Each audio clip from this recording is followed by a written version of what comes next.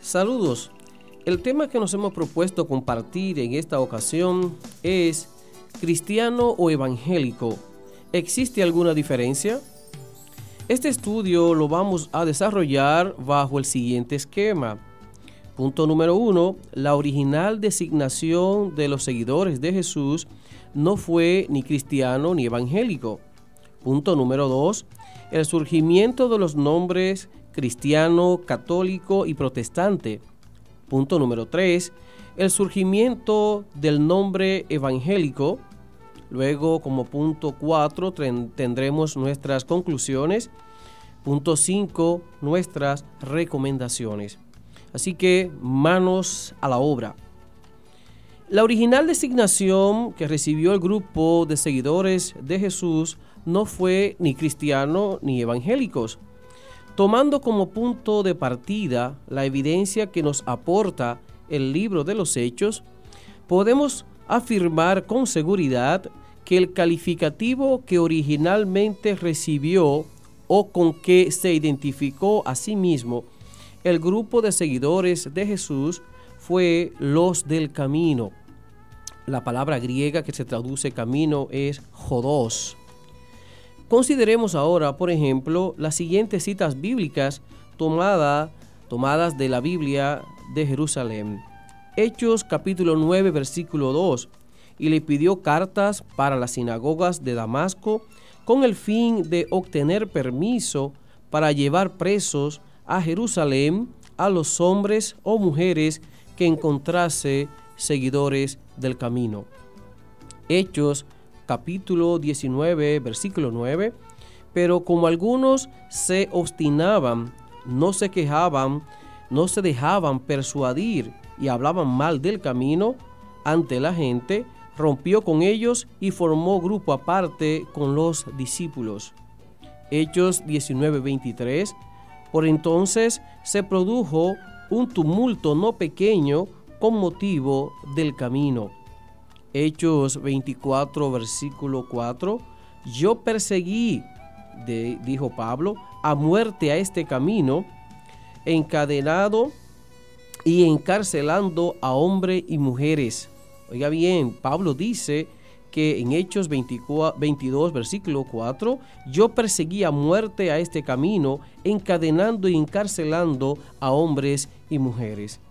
Hechos 24, versículo 14, en cambio, te confieso que, según el camino que ellos llaman secta, doy culto al Dios de mis antepasados, creo en todo lo que está escrito en la ley y en los profetas. La palabra griega que se traduce aquí secta es hairesis, que significa secta, partido, división o movimiento. Es interesante que esta sea la misma palabra con la que se hace referencia en el mismo libro de los Hechos a dos de las principales facciones del judaísmo del primer siglo de nuestra era, a saber, los saduceos en Hechos capítulo 5 versículo 17 y los fariseos en Hechos capítulo 15 versículo 5. Esta común designación confirma lo que ya se ha establecido como una verdad histórica, el que el movimiento de los seguidores de Jesús fue considerado en un principio como una secta o facción más del judaísmo. Ahora bien, una cita que no queremos dejar de tocar es Hechos 24, versículo 22, que dice textualmente lo siguiente: Félix, que estaba bien informado en lo referente al camino, les dio larga, diciendo: cuando baje el tribuno Lisias, decidiré sobre vuestro asunto. Para concluir este punto, quiero citar en primer lugar lo que afirma el biblista y exégeta francés Javier Léon Dufour en su diccionario del Nuevo Testamento, publicado en España por Desclés de Brouwer en el año 2002. Específicamente hablando sobre la palabra camino. Cito: en los Hechos, la expresión el camino, empleada de modo absoluto, es sinónimo de la nueva vida en la fe cristiana.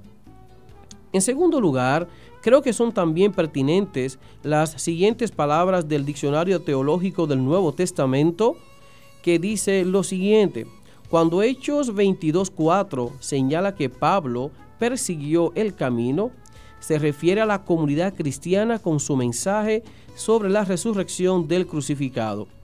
Ello no autoriza a proponer una falsa alternativa o camino o doctrina o igual a comunidad cristiana.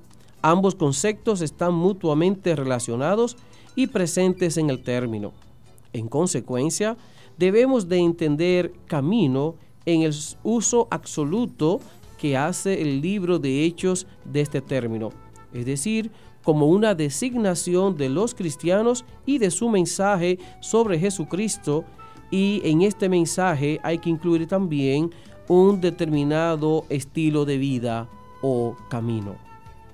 Por otro lado, el mismo libro de Hechos, en su capítulo 24, versículo 5, pone en evidencia que posteriormente los seguidores de Jesús de Nazaret también recibieron el calificativo de los nazarenos.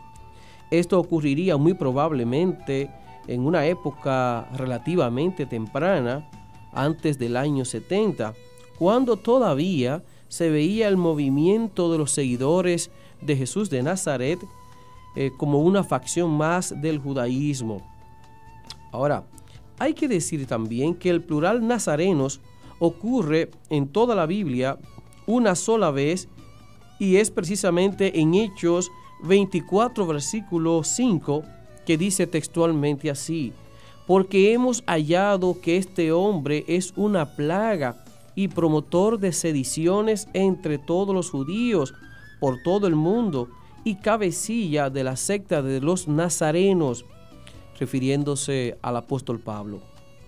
Ahora bien, resulta sorprendente que, a pesar de que Jesús es identificado principalmente como nazareno, oiga bien, 13 veces en 13 pasajes del Nuevo Testamento en los Evangelios, hasta en el mismo libro de los Hechos, no parece que sus seguidores recibieran al principio un calificativo asociado al de su maestro, es decir, los nazarenos. Tampoco que fuera de un uso tan amplio. Por ejemplo, aunque en Hechos 24:5 se identifica a Pablo como cabecilla de la secta de los nazarenos, no obstante, antes de su conversión, el libro de los Hechos no afirma que Pablo fuera hacia Damasco a perseguir a nazarenos, sino a los del camino. Hechos 9, versículo 2. Probablemente muchos se preguntarán, ¿pudo surgir primero el nombre los nazarenos que el de los del camino? ¿Se identificarían los primeros judeocristianos como los nazarenos o como los del camino? Yo diría que nada es imposible en este sentido. Sin embargo, atendiendo a las fuentes que tenemos, principalmente el libro de los Hechos, para analizar ambas designaciones, pienso que todavía cabe preguntarse, ¿no existía el calificativo los nazarenos para cuando Pablo iba a Damasco a perseguir a seguidores de Jesús? ¿Existirían ya para dicha ocasión tanto el calificativo los nazarenos como los del camino, y que el autor del libro de Hechos prefirió usar el segundo, es decir, los del camino? ¿Hasta qué punto el carácter retrospectivo del enfoque de los evangelios y el mismo libro de Hechos nos impiden llegar a conocer lo que realmente ocurrió al principio con relación al objeto de nuestro análisis? De todos modos, es interesante que Hechos 24:5 refleje la idea de que Pablo era el líder o cabecilla del nuevo movimiento que giraba en torno a la figura de Jesús de Nazaret. Si bien podía ser este un argumento falaz, pero conveniente en el proceso a Pablo, es posible que fuera un reflejo del real impacto de la acción misionera de Pablo en toda el Asia Menor como promotor principal del mensaje acerca de Jesús de Nazaret. Recomendamos leer los siguientes pasajes: Hechos capítulo 19 versículo 1, también los versículos 8 al 10 de Hechos 19, también el versículo 21 y finalmente Hechos 20 Hechos 20 versículos 1 al 6. Conclusión: después de todo lo que hemos dicho, después de las observaciones consideradas, a la luz de las fuentes de que disponemos, según el orden en que se nos presentan los eventos en el libro de Hechos, no tenemos otra opción que concluir que la primera designación con que se dio a conocer o se identificó a sí misma o se la señaló la comunidad primitiva o las comunidades seguidoras de Jesús fue los del camino. Ahora, no quiero concluir esta parte de nuestro estudio sin decir que el libro de Hechos es el único libro del Nuevo Testamento que nos informa de los distintos nombres con los que se hizo referencia a las primeras comunidades seguidoras de Jesús de Nazaret en el primer siglo de nuestra era. Número 1, los del camino, Hechos capítulo 9, versículo 2. 2, cristianos, Hechos 11, 26. Y los nazarenos, número 3, Hechos 24, versículo 5. Ahora, pasamos a nuestro segundo punto de nuestro estudio, que es el surgimiento del nombre cristiano, católico y protestante.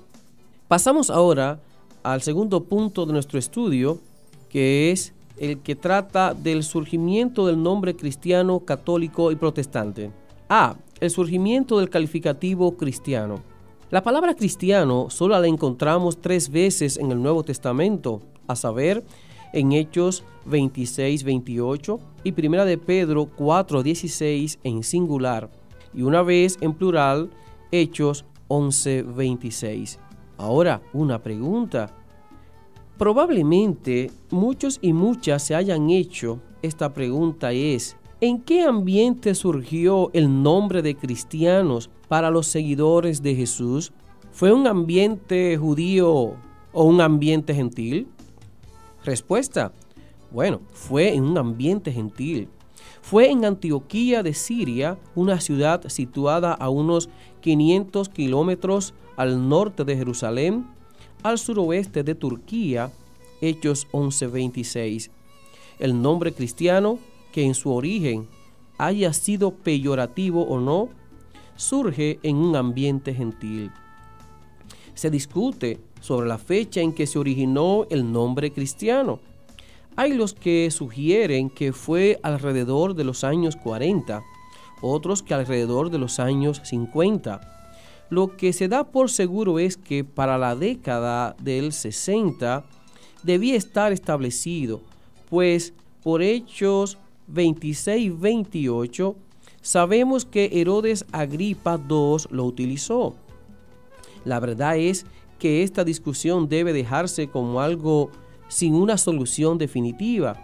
De todos modos, algo que me llama la atención es que esta palabra no formó parte del vocabulario del apóstol Pablo, que es considerado el primer escritor del Nuevo Testamento, y esto lo decimos basándonos por lo menos en lo que sabemos de los escritos de Pablo que se han conservado de él o que se le atribuyen a él. Pasamos ahora al surgimiento del nombre católico. La palabra católico viene de la palabra griega katholikos, que significa universal. El primer testimonio en la literatura cristiana del uso de la palabra católico se encuentra en la carta que le dirigió Ignacio de Antioquía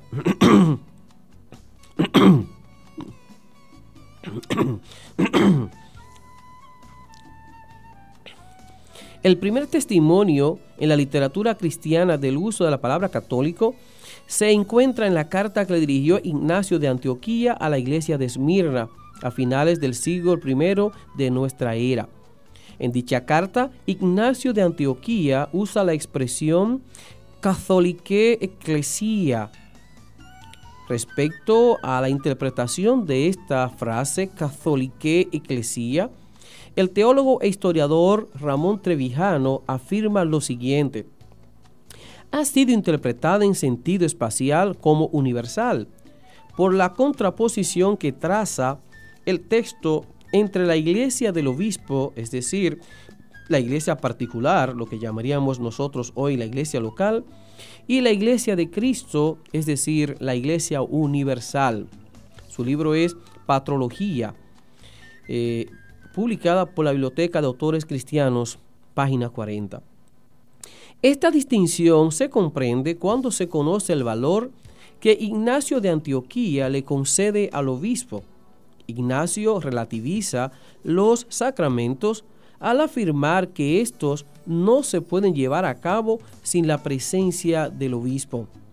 Tanto valor le concedía al obispo que pensaba que, como sostiene el historiador César Vidal Manzanares, estar en comunión con el obispo equivalía a verse a salvo del error y de la herejía. Diccionario de Patrística, publicado por Verbo Divino en el año 1999. Es preciso reconocer también que otra obra de los llamados padres apostólicos, que también usa la expresión Catholicae Ecclesia, es el llamado Martirio de Policarpo. Ahora bien, algo que ha sido y es objeto de debates entre los especialistas en la historia de la Iglesia y el cristianismo es si Ignacio de Antioquía llegó a plantear o a sugerir el primado de la Iglesia de Roma. En primer lugar, consideremos la opinión del historiador Domingo Ramos Lizón, que dice textualmente: una significación especial tiene para él la Iglesia de Roma, por ser la que preside en la caridad, expresión que encierra reminiscencias joánicas de la colación del primado a Pedro y que sin duda está connotando el reconocimiento del primado de la Iglesia de Roma. Libro Patrología, publicado en el año 2005, página 73. Ahora, consideremos la opinión de un historiador protestante, a saber, César Vidal Manzanares. Cito: parece evidente que dentro de la comunión de las iglesias, la de Roma tiene para Ignacio un valor especial, pero es discutible, como sostiene Quasten, que en sus escritos ya esté presente la idea de primado, y así lo han apuntado entre otros A. von Harnack, también J. Thiele y A. Erhard. Eso lo citando a César Vidal Manzanares en su libro Diccionario de Patrística. Finalmente, quiero concluir esta sección con las siguientes palabras. La palabra catolicismo se remonta históricamente a la historia de la confesionalización.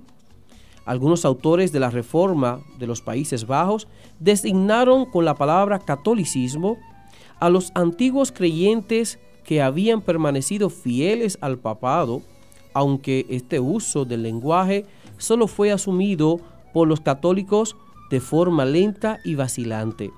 Solo cuando la Ilustración reunió a todas las iglesias y doctrinas de la Reforma bajo el término abstracto de protestantismo, la expresión más antigua, catolicismo, adquirió mayor difusión como concepto relativo, correlativo y opuesto.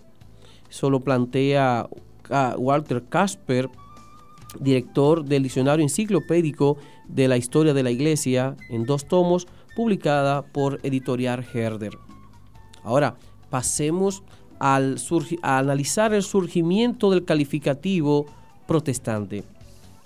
La mayoría de los especialistas en la historia del cristianismo y de la Iglesia establecen que si bien hubo iniciativas de reforma mucho antes del 1517, no fue hasta el 31 de octubre de este año, es decir, 1517, cuando se inició definitivamente el movimiento que posteriormente se conocería con el nombre de Reforma Protestante. Sin embargo, el origen del nombre protestantes, en plural, no surge sino para el año 1529, es decir, unos 12 años después de que Martín Lutero clavara sus famosas 95 tesis en la puerta de la Universidad de Wittenberg en Alemania.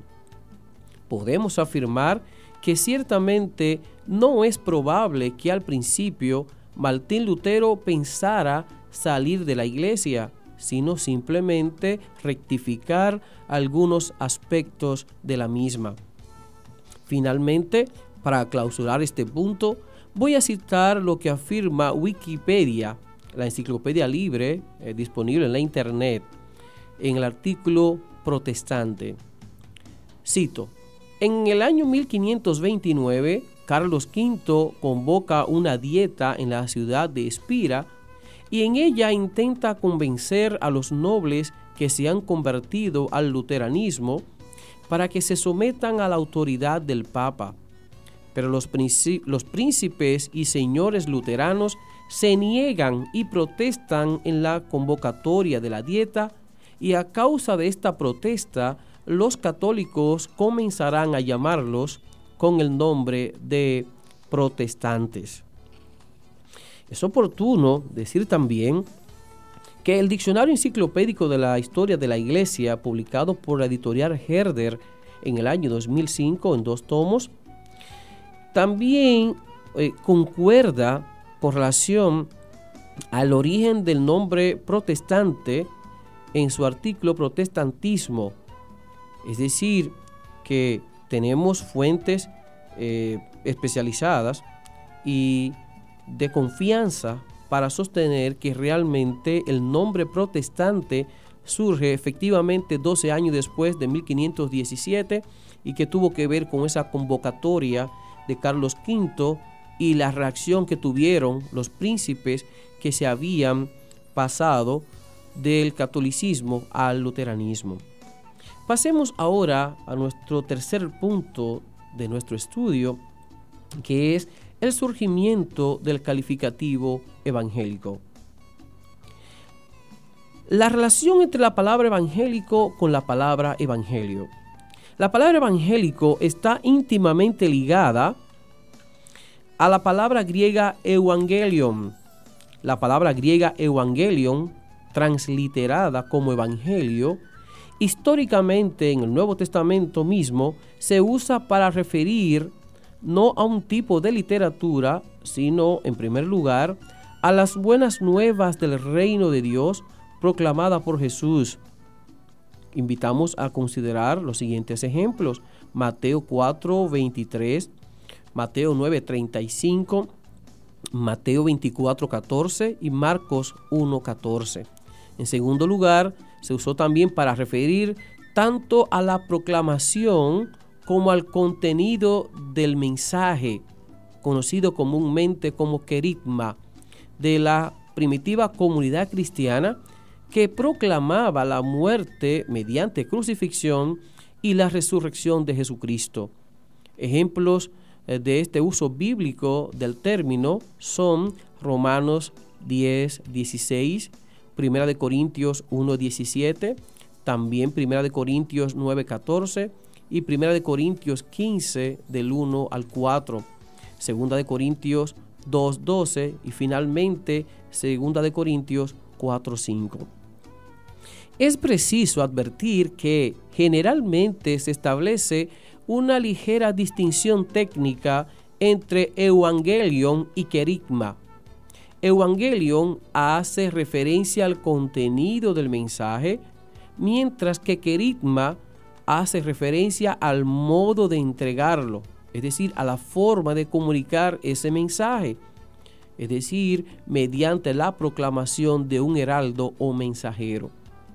Será a partir del siglo II cuando la palabra evangelion, transliterada como evangelio, comience a usarse para referir a un tipo de literatura específica que trata sobre la vida, ministerio, muerte y resurrección de Jesús. Por lo que hemos dicho, se puede concluir en que el uso de la palabra evangelio para señalar a los 4 primeros libros del Nuevo Testamento y otros de su género que no entraron en el canon no es bíblico. Este uso es posterior al vocabulario que encontramos en el conjunto de libros que la cristiandad en general ha aceptado como literatura canónica del Nuevo Testamento. En consecuencia, tenemos que decir que a la luz del Nuevo Testamento mismo y a la luz de la historia temprana del cristianismo, el término evangélico no significó más que algo o alguien relacionado con el mensaje del evangelio o con los 4 primeros libros del Nuevo Testamento, Mateo, Marcos, Lucas y Juan, y otros libros de este mismo género que no entraron en el canon. Ahora, queremos hacer una nota interesante, una observación interesante, y es analizar propiamente el surgimiento del llamado movimiento evangélico.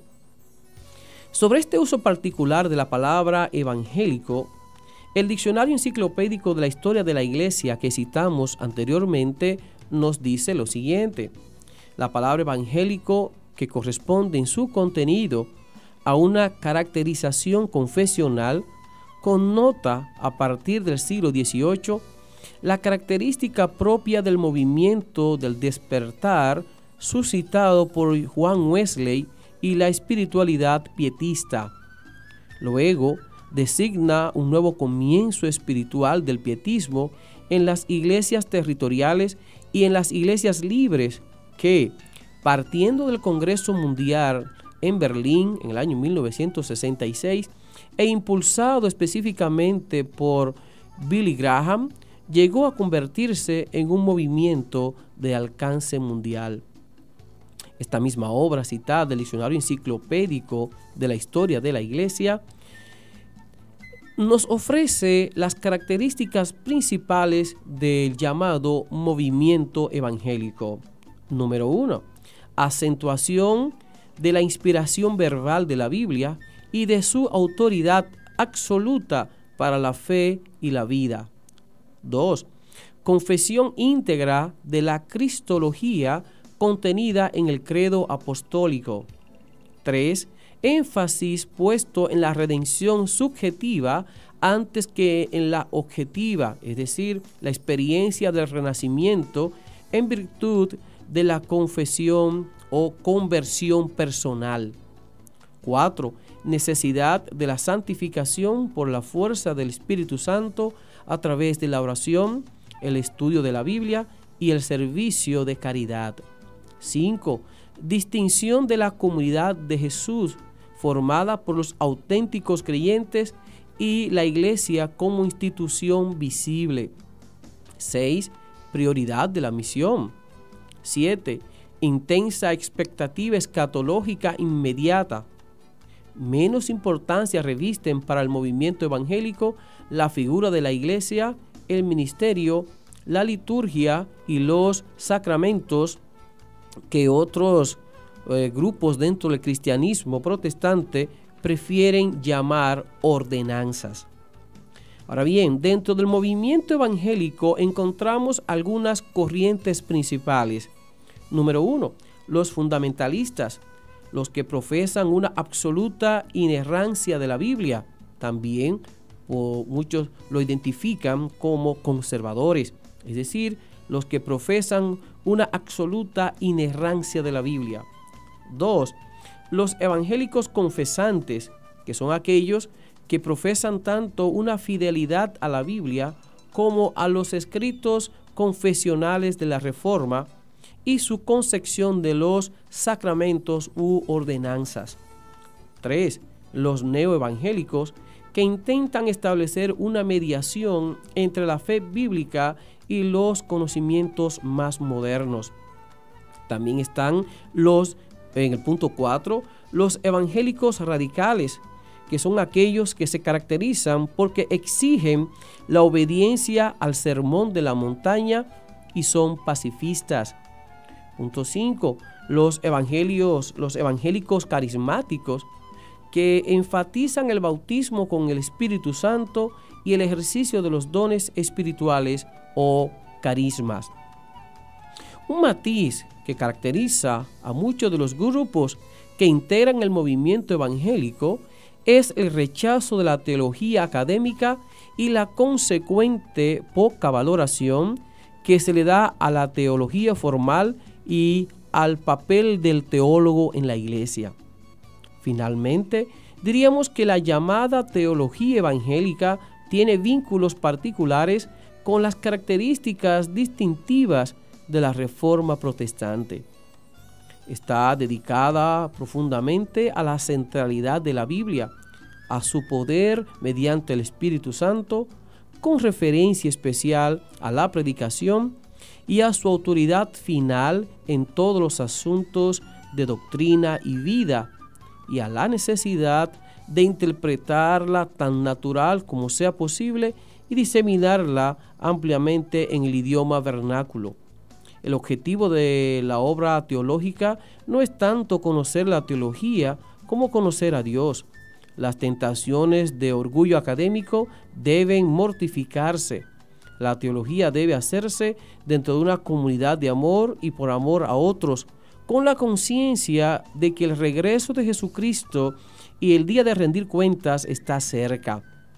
Nuevo Diccionario de Teología, publicado por Casa Bautista de Publicaciones.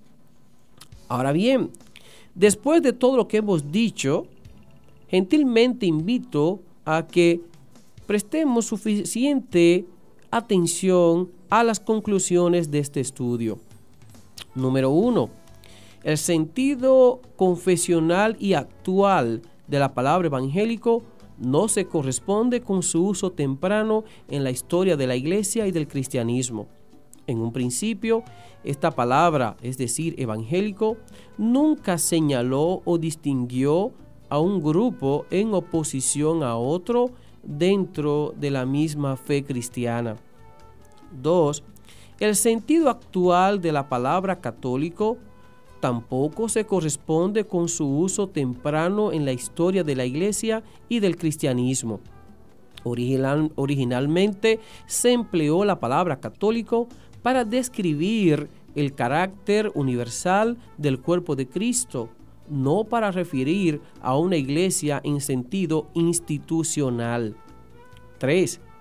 El uso de la palabra protestante tiene su origen histórico unos 12 años después de haberse iniciado la Reforma Protestante, es decir, el año 1529, 12 años después del 1517. 4. El uso de la palabra protestante para señalar a los seguidores de las ideas y enseñanzas de los reformadores del siglo XVI se originó en un contexto católico. 5. El uso de la palabra catolicismo para señalar a los que se mantuvieron fieles al tipo de cristianismo representado por la Iglesia de Roma se originó en un contexto protestante. Hoy, la palabra cristiano, sin más, puede hacer referencia a una persona que se ubica en cualquiera de las tres manifestaciones históricas del cristianismo: el cristianismo ortodoxo, el católico y el protestante, aunque hay que incluir también ya el cristianismo anglicano, que una de las características de esta cuarta manifestación, el cristianismo anglicano, es que se define evangélica pero no protestante, y se define que es católica pero no romana. Así que esas son las cuatro principales corrientes históricas del cristianismo: el cristianismo ortodoxo, el católico, el protestante y el anglicano. Punto 7. Hoy, el calificativo católico hace referencia específicamente a una persona que se ubica de manera muy precisa dentro de la corriente del cristianismo católico romano, con su sede central en el Vaticano. 8. Hoy el calificativo evangélico, además de su referencia literaria, es decir, conforme al Evangelio o relacionado a los 4 evangelios, es decir, Mateo, Marcos, Lucas y Juan, se emplea confesionalmente para señalar a una persona que se sitúa dentro de la corriente del cristianismo derivada de la llamada Reforma Protestante. Número 9. A diferencia del calificativo protestante, que se origina en un contexto católico, el calificativo, oigan bien, a diferencia del calificativo protestante que se origina en un contexto católico, el calificativo evangélico consiste en una autoproclamación de los movimientos derivados de la Reforma Protestante. A diferencia del calificativo protestante que se origina en un contexto católico, el calificativo evangélico consiste en una autoproclamación de los movimientos derivados de la Reforma Protestante. Al respecto, son interesantes e ilustrativas las siguientes palabras que dice así: evangélico, pentecostales y otras comunidades protestantes se han adjetivado así porque pretenden ser los fieles seguidores del Evangelio. Diccionario de términos religiosos y afines. Repito esta cita: evangélico, pentecostales y otras comunidades protestantes se han adjetivado así porque pretenden ser los fieles seguidores del Evangelio. Esa definición y concepto lo plantea el Diccionario de Términos Religiosos y Afines de Pedro Aquilino, publicado en el año 2000. Ahora, lo lamentable es que cada una de las expresiones históricas del cristianismo se considera a sí misma como la auténtica portadora de la verdad del Evangelio. Es penoso que cada corriente valore muy poco lo que en su depósito teológico tiene en común con las demás manifestaciones históricas del cristianismo. Punto número 10. Que el cristianismo católico se autoproclame la Iglesia como si fuera la única expresión válida y legítima del cristianismo histórico se equipara con las pretensiones de algunos grupos dentro del protestantismo, cuando también se autoproclaman como la verdadera y la única expresión válida del Evangelio. Pero, en contra de que cualquiera de las 3 expresiones del cristianismo histórico se autoproclame como la legítima expresión del Evangelio y la única iglesia, están las evidencias aportadas por la teología bíblica del Nuevo Testamento. La evidencia bíblica apunta a que Pablo fue el primero que usó la palabra iglesia para referirse a una comunidad local seguidora de Jesús. Citamos a 1 Tesalonicenses 1:1. Por otro lado, la evidencia bíblica también apunta a que originalmente cada comunidad local, cada comunidad de fe, en un sentido local, en una región específica, constituía propiamente una iglesia, por lo que se hace necesario el uso del plural. En otras palabras, que en su sentido original o primario, la palabra iglesia en el Nuevo Testamento es una comunidad local o conjunto de creyentes en Cristo reunidos o ubicados en un lugar específico. 1 Tesalonicenses 2:14. Desde sus orígenes, el cristianismo ha estado constituido por iglesias en plural. Y quiero reiterar este punto. Desde sus orígenes, el cristianismo ha estado constituido por iglesias en plural y no por una iglesia en singular. Por el Nuevo Testamento mismo podemos afirmar que la iglesia de Cristo, la iglesia de Corinto, la iglesia de Galacia, la iglesia de Tesalónica, etcétera, constituían con toda propiedad una iglesia, una expresión válida y legítima de la comunidad fundada en la obra redentora de Jesucristo. Ahora, no quiero cerrar esta sección sin hacer esta importante observación. Desde la perspectiva de los estudios histórico-críticos, se afirma que la palabra iglesia, en griego eklesia, no tuvo durante el ministerio terrenal del Jesús histórico el sentido que se impuso desde los días del apóstol Pablo. Hay que recordar también que los evangelios se redactaron muy posteriormente a los escritos genuinos de Pablo. Esto apunta a que el uso de la palabra iglesia en Mateo 16:18 y Mateo 18:17 no prueba que el Jesús histórico haya conocido tal concepto. Recomiendo prestar atención o revisar de nuevo lo que dije con relación al original calificativo que se usó para designar, ya sea como autodesignación o como designación desde afuera, a los seguidores del Jesús crucificado y resucitado. Luego, también es cierto que encontramos en el Nuevo Testamento mismo un enfoque de la iglesia que no es local, sino más bien universal o cósmico, que es el enfoque que encontramos en Efesios 1:22 y versículo 23, también en Colosenses 1:18 y Mateo 16:18. Repito, en Efesios 1:22 y 23, Colosenses 1:18 y Mateo 16:18, encontramos ahí el uso de la palabra iglesia en el sentido universal o cósmico.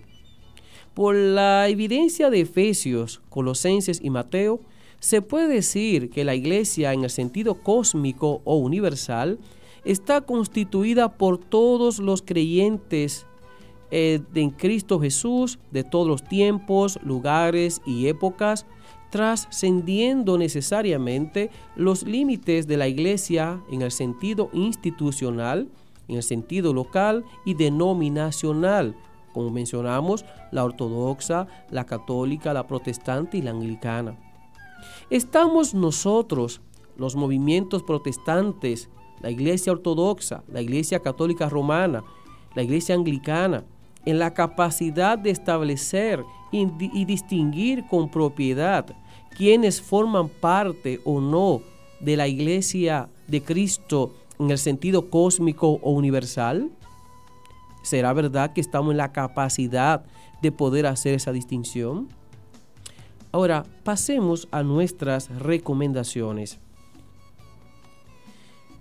La número 1, que cada expresión del cristianismo histórico tenga para con la otra, o sea, para con la otra corriente o manifestación del cristianismo, la actitud, el respeto y consideración que espera y le gustaría recibir de la misma. 2, que cada expresión del cristianismo histórico sea capaz de evitar repetir los errores que la historia ha demostrado que han tenido lugar en las distintas expresiones de la fe cristiana. 3, que cada expresión de la fe cristiana pueda dar pasos firmes a fin de tomar acciones en conjunto frente a una serie de males sociales que cada una de ellas reconoce como tales. Esto no implica que un grupo absorba a otro.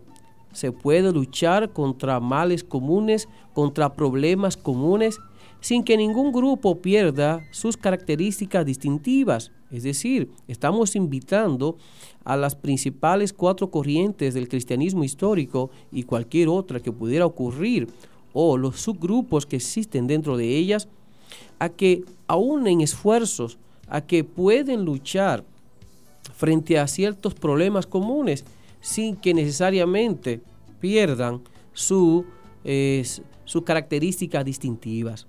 Número 4, que las distintas expresiones de la fe cristiana con presencia en la República Dominicana piensen menos en ellas mismas y consideren que Jesús, con su ejemplo, nos desafía a una vida de autonegación y de servicio. Que reconozcan que existen para servir y no para ser servidas. 5. Que las distintas expresiones de la fe cristiana trabajen seriamente por las mejores condiciones de vida para la sociedad dominicana en general, contribuyendo al fortalecimiento de la institucionalidad y al Estado de Derecho. 6. Que los distintos grupos que profesan la fe cristiana procuren seriamente dar un testimonio adecuado y coherente, procurando que sus acciones se igualen y se conformen a sus palabras, a su discurso, que su praxis, sus hechos, su testimonio práctico de la fe cristiana sea coherente con su discurso, que su accionar confirme el valor y la trascendencia de su teología. Amén. Es nuestro sincero deseo el que este estudio sea gratificante y de edificación para su vida y para todas aquellas personas que en alguna manera tienen contacto con usted. Eso esperamos en la voluntad de nuestro Dios. Si desea comunicarse con nosotros, llámenos a los teléfonos 809-590-6137 y 1-809-756-2729.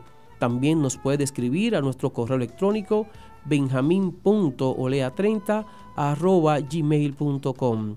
Reciba usted nuestro cordial y fraterno saludo, abrazo y apretón de manos en el nombre de nuestro Señor Jesucristo. Amén, y que Dios les bendiga.